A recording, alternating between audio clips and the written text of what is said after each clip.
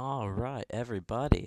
So, we will be looking at another one of PegasusChess games, where Coach Pegasus, the guy who hands a queen on move 6 in his own opening, we are going to be taking a look at one of his games. Now, this is one where he lost in rapid to someone much, much lower rated than him, who has also proceeded to lose rating afterwards. This person's 14-14 bullet.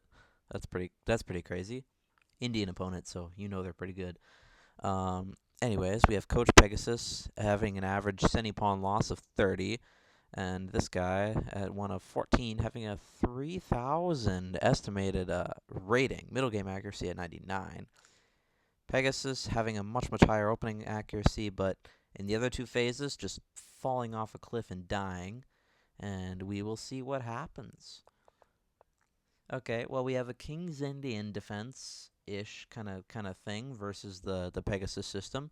A very nice way to meet the Pegasus system. However, there is this setup which can be quite annoying with the two pawns. This is definitely the best way to play if you're going to play the stupid-ass Pegasus system versus this opening. So we have short castles for both sides. A3. I think this is a little slow. I would like to see us get our knights out and break with one of these pawns. It really depends on the setup that white wants to take here, but I feel like A6 is pretty slow. In the modern, this is a pretty nice move. If the knight is not here, A6 is a fine move to try to get here. But if the bishop is ever on C4, you might want to get your knight here and this, and if they close up the center, well, their bishop sucks now, so... Anyways, A4, stopping B5. That's okay, I guess. It was probably the top engine move as well. C3. Oh, I'm getting a notification. What is that? Yo, are you having problems with Discord? No, I'm not having problems with Discord. I don't know why. I don't know why he's asking me that, but I will check that after I'm done recording. So C6, we have C3, and now we have, well, we definitely D5. If we're gonna go C6, you have to strike in the center like right away. B4, B5 is not it, and neither is that really, because I mean you're just losing a pawn here, you know. Because yeah, now you're just down a pawn, and some center squares are pretty damn weak. You can't have an outpost of your own. It's covered twice. Meanwhile, white has a great outpost in the center currently. B4 is also nice. We defend our rook, but in the process, we undouble white's pawns, and now we're allowing a lot of outposts to be very useful here. Now, Pegasus takes the bishop, takes this trash bishop with this amazing godlike knight, instead of, I don't know, going here and stopping this knight from coming. Is this the best move, actually? Because there's no way. Yeah, I mean, this is the first best move. Second best move is what I just said. Like, I don't know why he didn't go 95. This is such an obvious move. You stop the knight coming in here trying to remove your outpost on C5. That's just such an obvious move, but no, we spend like 20 seconds and play the dumbest thing that we probably could have done. Now we go queen c2, that's okay, you know, we're walking right into the pin of our own backwards pawn, you know, we love to see it. We just love to see it, and maybe not even going here, at least putting some sort of pressure on this pawn. Anyways, we have e6. Now we go 95, but it's by far too late to do that. And now we allow an outpost of our own to hit our rook, and in other words, just trap it. And now we have to sacrifice.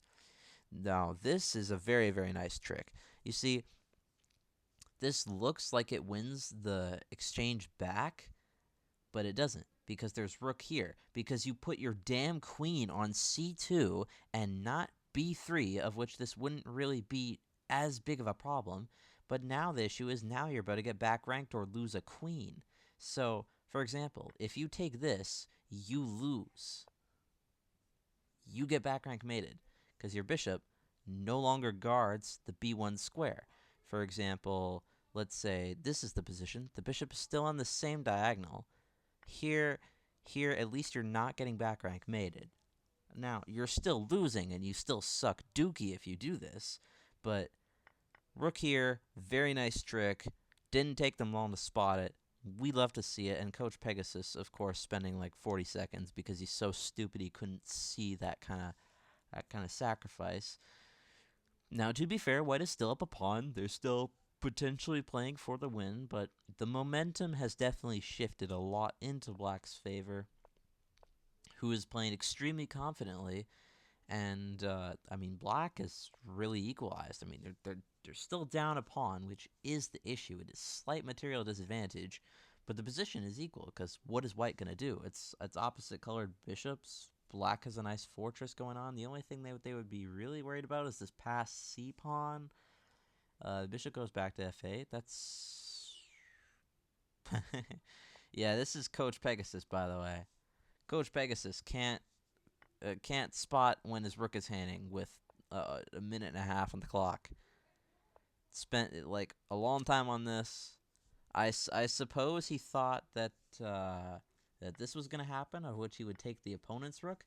But even this is brain dead because this is a fork as well. You, I don't know, save your bishop, you lose another pawn. Now you're down a pawn. Either way, it's the dumbest thing he could have possibly done. Like, Pegasus is so brain dead. Even if we do exactly what is the best outcome for him in this trash blunder, he's still just going to end up down a pawn. Now, you can go back here and, I don't know, defend. Too bad. You're still down a pawn. You're down a pawn. You're lucky it's still a draw. It's opposite colored bishops and all the pawns are the same side. It's still a draw. Still holdable. But you just give all the play to Black, who has a lot of dark squared targets around the opponent's king. So, anyways, we don't even have that because the opponent isn't brain damaged and takes with the bishop. Now we have this, walking straight into a queen trade. Of course, queen takes. We have the c pawn moving. It's about the only thing you really can do, and of course we just blockade this pawn and we kick the bishop back, and this is just game over. I mean, you can take this, by the way. You can just here. I mean, this is still just completely winning. You can just that's a much simpler way to win this. Another way you can win this is just I don't know, try to take all the pawns. Because, like, I don't know, if here you have check, here, check, here, and then you can take this. And even if they try to hand onto the pawn in either way, you win the bishop. So this is a nice little game review of how dumb this guy is and how bad this guy just in general is. This is your coach, by the way. Yeah, coach, by the way. Coach, by the way. Who the hell would just... This is the top engine move. I mean, it hangs a pawn, sure, but there's this. And, I mean, there's... Could be this. Yeah, it's just bad.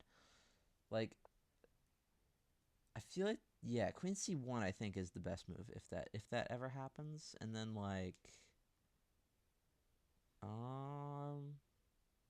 I don't know, like, here is an option.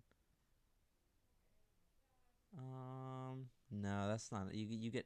No, you can't get pinned because there's this. You don't even get pinned. So I think this is pretty good. Let's see if I'm right. I am. Yes.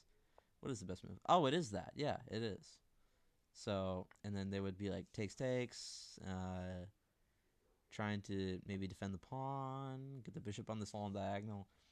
But no, we end up getting king g2, handing this. Anyways, see ya. Subscribe.